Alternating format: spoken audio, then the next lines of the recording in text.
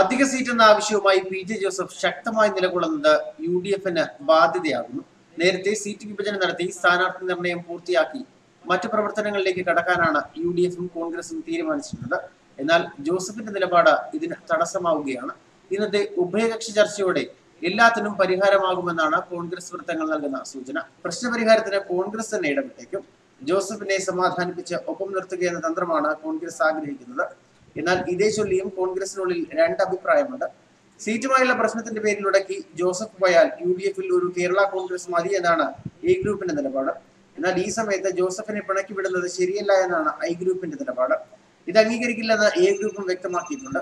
ഉമ്മൻചാണ്ടിയെ ഡൽഹിക്ക് പാക്കപ്പ് ചെയ്ത ശേഷം പാർട്ടിയോടൊപ്പം മുന്നണിയെയും തനിക്ക് ഇഷ്ടമുള്ളവരെയും മാത്രം ഒപ്പം നിർത്താനുള്ള നീക്കമാണ് നടക്കുന്നതെന്നാണ് A ഗ്രൂപ്പിന്റെ അഭിപ്രായം. അതുകൊണ്ട് ജോസഫിനോട് വിട്ടുവീഴ്ചയ്ക്ക് A ഗ്രൂപ്പ് തയ്യാറല്ല. അതേസമയം കേരള കോൺഗ്രസ് M മുന്നണി വിട്ടപ്പോൾ മടക്കിക്കൊണ്ടുവരാനും ഒപ്പം നിന്നത് ജോസഫാണെന്നും അതുകൊണ്ട് അദ്ദേഹത്തെ തടയാൻ പാടില്ല എന്നും I ഗ്രൂപ്പും പറയുന്നു. എന്തായാലും ഇത് സംബന്ധിച്ച് കോൺഗ്രസിനുള്ളിൽ തർക്കം മുറുകുകയാണ്. ഇതിനിടയിൽ കടുത്ത നിലപാട് സ്വീകരിച്ച PJ ജോസഫ് സ്വയം വീട്ടിലായിരിക്കുകയുമാണ്. ഇന്ന് ഉഭയകക്ഷി ചർച്ചയിൽ ഒരു സീറ്റ് കൂടി വേണമെന്ന അദ്ദേഹത്തിന്റെ വാദം നിഷേധിക്കുന്നതോടെ ജോസഫ് കേരള കോൺഗ്രസിൽ ഒറ്റപ്പെടും. എന്തായാലും കോട്ടയം സീറ്റ് ജോസഫിന് നൽകില്ല.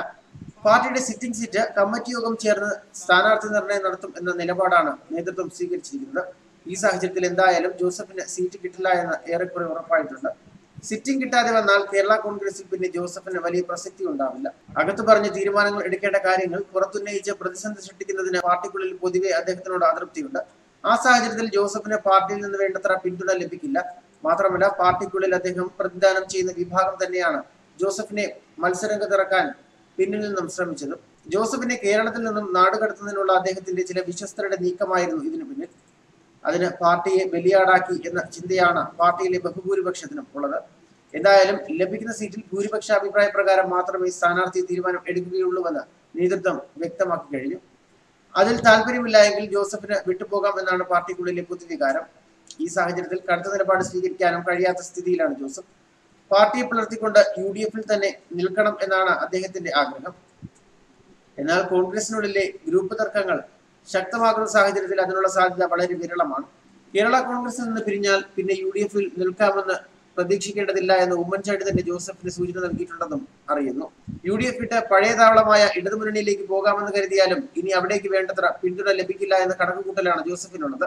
മാത്രമല്ല ഇനി പാർട്ടി വിടാൻ ശ്രമിച്ചാൽ ഒപ്പമുണ്ടായിരുന്നവർ പോലും കൂട്ടിനുണ്ടാവില്ല എന്ന ഭീതിയും അദ്ദേഹത്തിനുണ്ട്. പ്രത്യേകിച്ച് ജോസഫിന്റെ വലം കൈയായി കരുതപ്പെടുന്ന മോൻസ് ജോസഫ് പോലും ഒപ്പമുണ്ടാവില്ല എന്ന സ്ഥിതിയാണ്.